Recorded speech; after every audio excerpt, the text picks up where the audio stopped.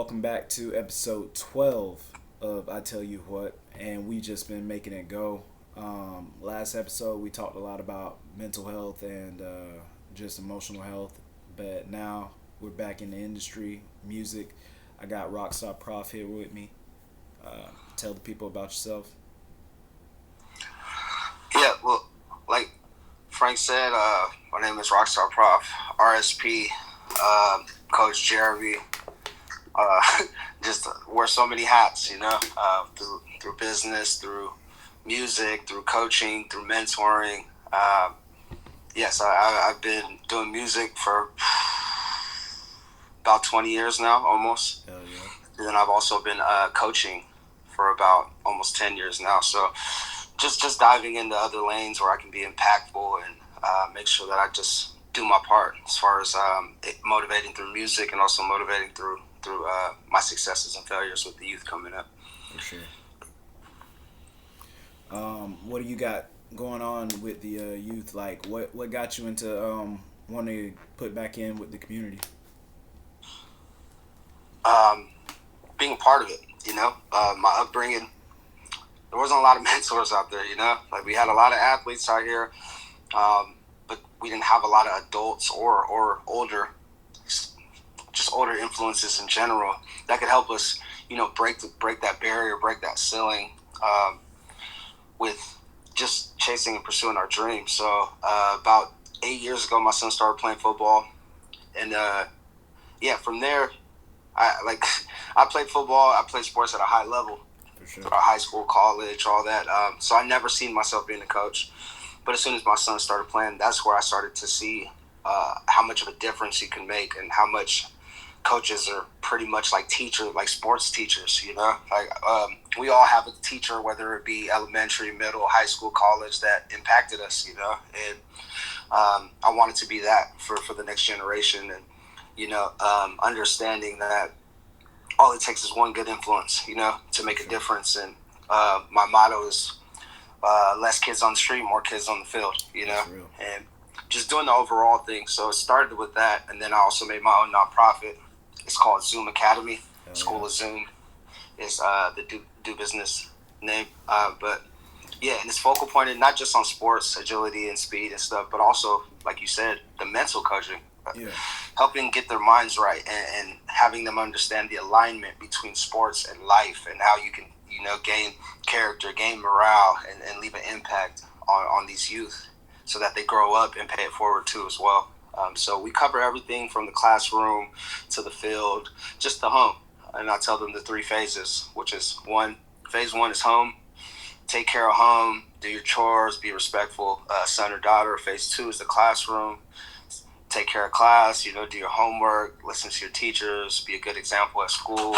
And then phase three, which is the field. So once we get to the field, we handle all of that too as well. Thank you. So for those watching and those people that don't know, where is home? Home is Marin, California, For sure. 93933. It's based out of Monterey County. Hell yeah. Um, Pretty subtle town, it's in between Salinas, which has high violence, and Seaside at time two peaks, with high violence and stuff. So being in the middle, it just kind of we always get the name like, oh, it's not as tough out there or any of that stuff. But again, I know a lot of tough people from Marine. It's just again the focal point, Yeah. The focal point is making it out of the struggle, not highlighting the struggle. And that's where it's at, man. Like, I'll never understand why so much in the community, for sure, but so much in the community, it's a badge of honor and you're glorified by how much violence and stuff you put on and how much stuff, there's no point in it. Yep, definitely, and that's just part of the maturation process. We've all been young and dumb before, and the older you get, you start again back to impact and influence. Those are my two main words, and understanding that whether you want them to or not, there's always somebody younger looking up to you, and they will base their decisions off of people they look up to.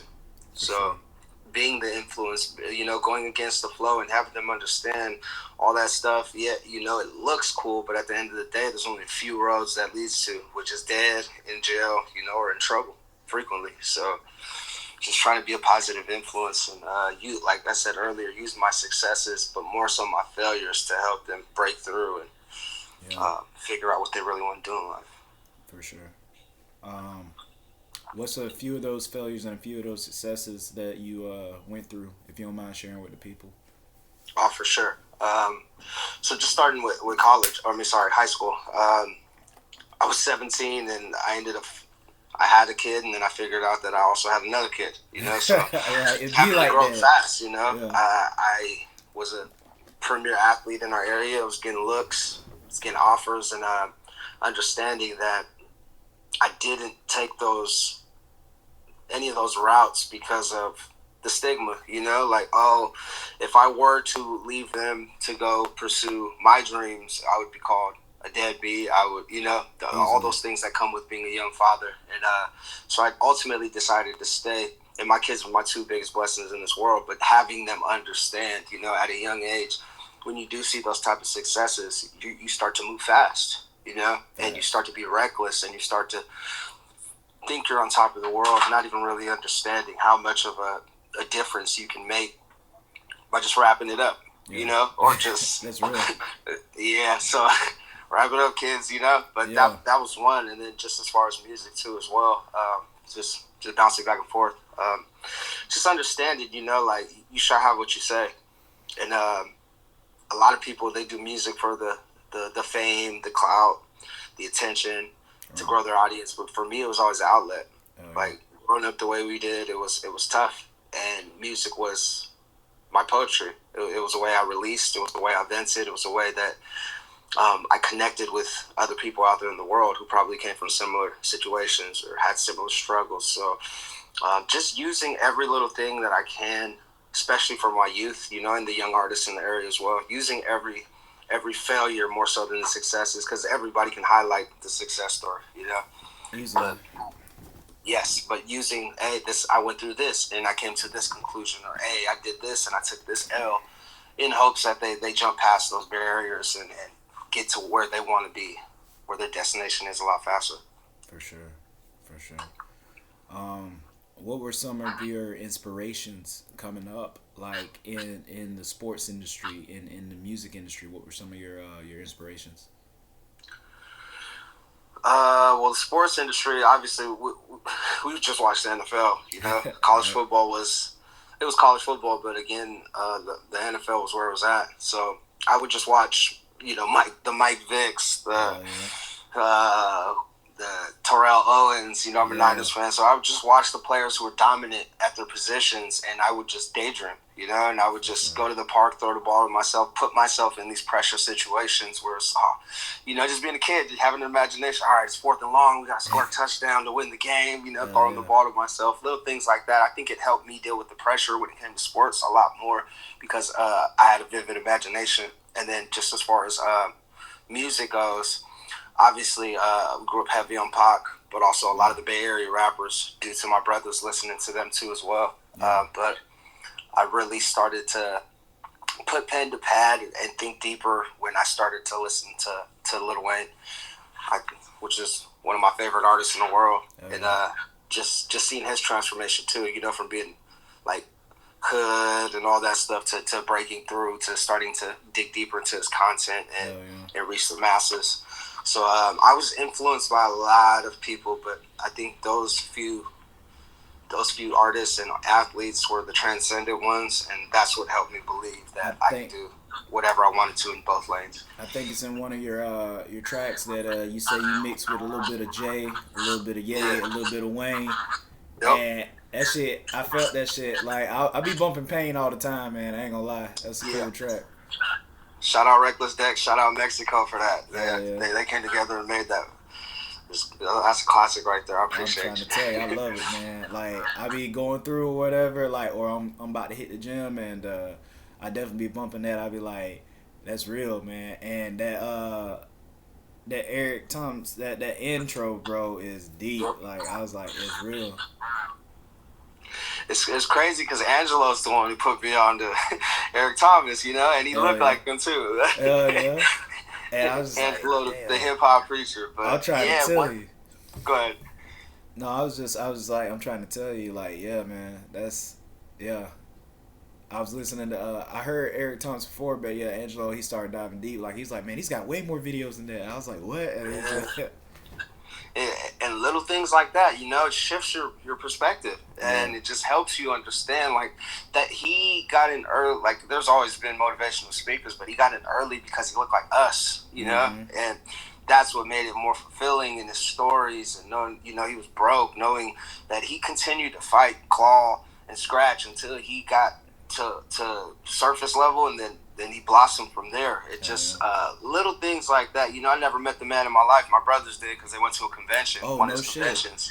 Yeah, gave him a oos juice and everything. But it's just there's people. You don't have to physically touch them, but if they impact you, they have substance, then it's just like, damn, man, I can feel where this guy's coming from. Like, he came from the gutter too, the mud, whatever people want to call it. Right. And yeah, that just it helps so much, just being able to have somebody, go on YouTube, and instead of looking up music videos and funny videos, like, feed your brain too as well. So Oh,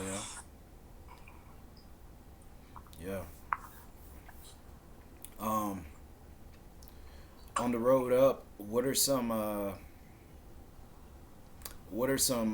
stifles and some stigmas like you found on your road to success, like some doubts or some influences of doubt that were trying to be placed upon you? yeah, so again, I'll just go bounce back and forth. But with the music, it's a crab in the barrel mindset out here.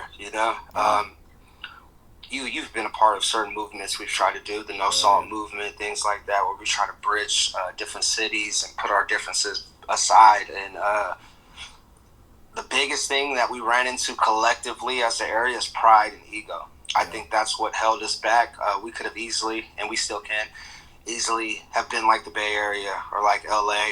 So generally, I think that the hating, the passive aggressiveness, all that stuff, it helps keep people their lights dimmed. Mm-hmm. And then also just not having no clear cut leader out here. Yeah.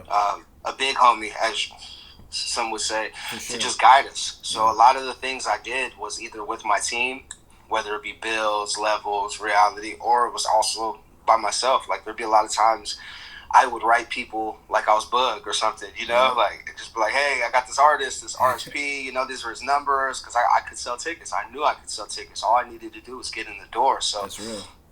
not being able to represent myself and be like, hey, I'm my own manager, I'm my own, guide and all that. So being taken serious in this industry, it has a lot to do with who you know or who you're connected to and how you communicate as well. So I think that the crab in the barrel, the ego and the pride, and then just also like having the right representation throughout, that matters. And then in the sports world as well, it's kind of similar, ego, pride. A lot of people look at kids like dollar signs. For sure. And not like kids, I don't just train stud athletes. I have a ton of them, but I also train beginners and novices as well, because those stories matter to me.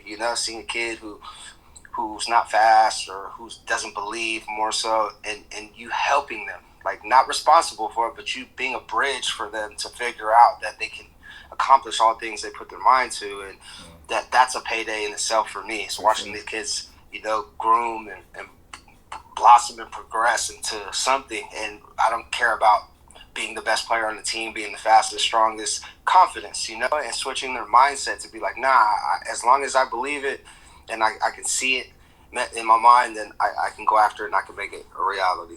Exactly. So, visualizing it. Yes, definitely. Yeah. There's a saying that hard work beats talent every time. When talent doesn't work hard. Yep. That's real. Facts. So I've seen it happen before. Yeah. So like you were saying, you got a lot of these studs and stuff, but you got them novices that they don't know much about the game, or they don't know the mechanics of the game, but in their head they're going man, I just gotta keep my nose to the grind. I gotta work hard. I gotta push, push, push, push, push, and then at some point there's gonna come a breakthrough. Facts. Definitely. And that's what it is. I tell all my athletes, like, the game is more mental than physical with football. Yeah. You have to believe you can achieve first. You can't just go out there cloudy minded and not really have a plan. It's just like business. It's everything. Like, all right, how do I feel? How can I help my team? And how can I help myself? Those are the three things that really matter when it comes to the sport. And not your accolades, not your stats, none of that stuff. Like, if you're making an impact on your team's bottom line and also making sure that you grow and progress as well, those little things lead to success. I've seen the best of the best not get out of here. And I've seen, like you said, people who just work slow and steady and consistently grow. Mm-hmm. I've seen them get scholarships, I've seen them get looks. I've seen some of those guys go to the league and go to big colleges. And, because they didn't have as much talent, but they did have the effort and the hard work. So that helped propel them above the more talented athletes out here in the area. So, 100%. And it's you don't have too many people like yourself that are willing to at least try to spark, like, to just try to spark that hope, be it in the youth, be it in the adult, be it in the community. A lot of people have come to me and told me how proud they are of me. I don't know if I'll ever be a role model per se, but I know that I'm continuously pushing forward, and I'm trying to show through example that, hey, you can do stuff, you can be successful, you can accomplish stuff. No, it's facts. And again, you are a role model, because somebody out there, whether they reach out to you or not, like my grandma used to always tell me that somebody's always watching you. Yeah. And whether it was through your fight career, and I seen up close, at least for the time you're here, I seen up close. Like, I seen you take some L's and I seen you get some dubs, and just being able to persevere and endure. And then now, you're married. Congrats. I didn't get to tell you. But appreciate that. Congrats, brother. Yeah.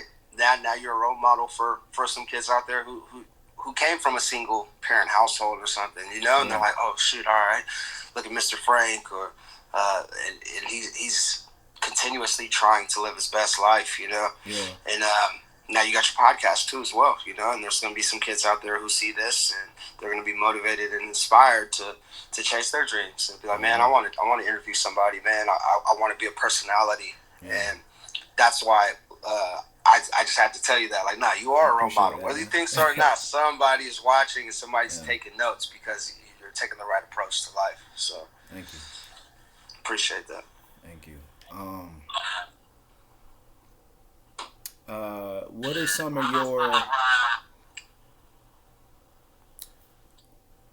of your best memories, sports side of it? Be it coaching, be it playing. What are your top three? And then what are some of your? We'll start with sports. What are your top three sports memories so far? Top two sports memories. I would say one, winning a Super Bowl. Winning two Super Bowls with my sons, like my actual son Zay, and then my other son Austin too as well, which is my son's best friend. Being with those kids since they were 8, and then winning one at 10, winning one at 11. We would have repeated twice, 12 and 13, but with COVID and all this stuff. Yeah. I think those memories will last a lifetime just because I've coached him in a lot of things, and just to see their hard work all season and to see how fulfilling it was for them as much as it was for me. Oh, I've seen the videos. That boy got moves. I was like, yeesh. It was bad. Yeah. So that one, and then also last year I was suspended for a season from coaching due to trying to help my nephew play. His parents, they worked a lot. Right. And he was supposed to play in the Seaside Zone, but he spent half of the days with me. So I tried to sign him up for where we were clear cut, but due to technicalities and stuff, they found a code of conduct infraction, and they decided to suspend me for a year. But being suspended for a whole year and watching my boys, including my son, persevere, you know. And they still rattled off 8 wins and made it to the conference championship, ultimately falling 6-0 in the game that would have led them to the Super Bowl. So again, just finding the good even in the defeats too as well. Like everybody wrote them off. Oh, y'all don't got your head coach. Y'all about to get scraped all year, you know. And they still were able to make it all the way to the end. But those are two. I have so many, you know. But those are two of my greatest sports memories. I have a lot for myself, but I love seeing my kids succeed. You know, that's way more. It's just way more like happiness when it comes to just watching them blossom, like I said earlier, and just figure out like, man, I can do this, you know, and being able to push through it and climb the mountain. Hell yeah. Who do you feel at this point in time top 5 artists out there? Wow. Oh man, I'm always gonna be biased because I don't like a lot of music that's out. For sure. I feel like music's dropped way too frequently now, and it's now become like the fast lane. Yeah. Like to where you got to drop a project next month, you got to drop another one next month, you know, and it dilutes everything because now there's no wait, there's no build up, there's no anticipation unless you're in the 1% of the artists who actually have the money to build those campaigns and do those rollouts. But for going industry, my top 5, obviously I'd have Lil Wayne. I'd have Hove. He just got off on God Did on DJ Khaled's album. Yeah, I seen that. Yeah. I would put. We going Dead or Alive? Dead or Alive. All right, I got to put Nipsey in there. You know, R.I.P. Very Nipsey impactful for the community. Yes, 100%. Rest up, Nip. I got to show some youngins some love.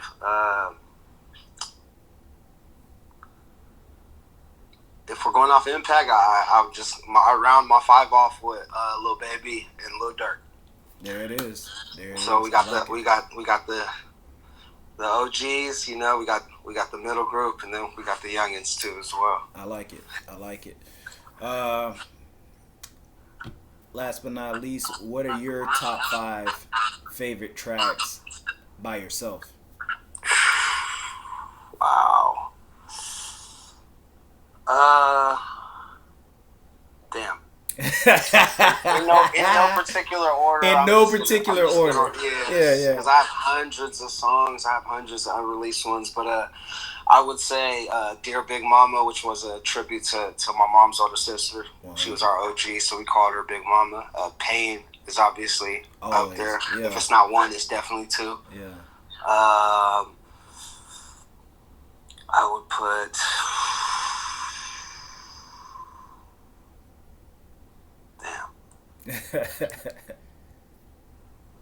Team Pledge by Dex. That was on Vision too as well, my first album. The Clouds, that's another one. That's featuring Curtis Williams. Dex actually hooked us up with that feature. He was the artist that was signed to Wiz Khalifa, and then he also was signed to Mike Will Made It too as well for a while. So that came together nicely. And then the last song would either be a freestyle, which is my 3 a.m. in Marina freestyle to Drake's 4 a.m. in Calabasas, or Mother's Day, a song that was a tribute to my mother and all the mothers around the world. I was actually in Orlando for that Mother's Day recording at Full Sail, so that was my present to her. But impact, you know, like I have so many songs that are talking about guns, drugs, and all that, but I like the songs where, like you said, pain, you know, like you can feel the pain, you know, like, and even the intro in the beginning, like the motivation, pain is temporary, you know, so just things that people can gravitate to and use in their daily struggle and daily fight to continue being great. But that would be my top 5 off the top right now. All right. And in closing, why don't you tell the people what you're working on currently, or what you got going on, and possibly where they can locate your music and find your music. So yeah, we'll start with the links first. You can go on Spotify and go to R$P. That's my account for iTunes and also for Spotify, Amazon Music, whatever. Just type it in on Google. You'll find all my links everywhere. My Instagram, Twitter, it's all Planet Prof, just Planet PROPH. We're gonna drop a joint project, me and Mexico, next month. This month now, September. Later on this month, it's called the West Bureau. Oh, hell So yeah. that's what we call it when it's just us. And then in November, I'm gonna drop Rare Form, which is another solo project. And then December, around my birthday, I'm gonna drop Godspeed, which will be the climax of the year. Like, hell yeah. So the name got me hyped. They ain't gonna even lie. Godspeed. Godspeed. Yep. And definitely, I'll be back on too, man. Go over the music and all that stuff. But yeah, I just appreciate you, and I tell you what, for reaching out, for all the viewers, Frank's always been solid, super solid. We've went to bat together, just watching him whoop people in the cage, watching him break up fights. There's just so many nights like that. So just see him happy. Oh no, you freezing up.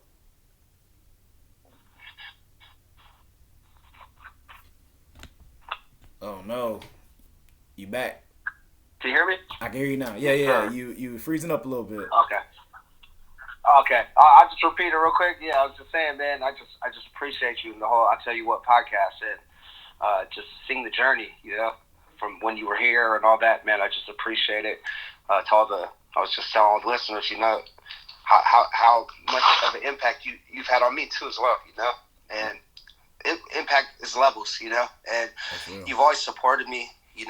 Whether you were near or far, you've always reached out. You've always sent your best, and that's why I've always appreciated you. And that's why every time we do link, it's genuine and it's authentic because we really support each other's dreams and stuff. And 100%. That's what I want to see more of from more people. But I just want to give you your flowers and tell you I appreciate you. It's for real, for everything. And I want to give you your roses while you can still smell them. Amen. And that's what it's about. So thank you for everything, Us. I appreciate you. Thank you. Likewise. And that's RSP, Planet Prof. All those links, they'll be down in the description. So make sure y'all cruise the descriptions and check them out. Thank you for making time for us today. Yes, sir. Always time for family, man. You know what time it is. 100%. But that's all I got. Until next time, people. Thank you. Yes. Doom. Grinding with a purpose. Let's get it. Yeah.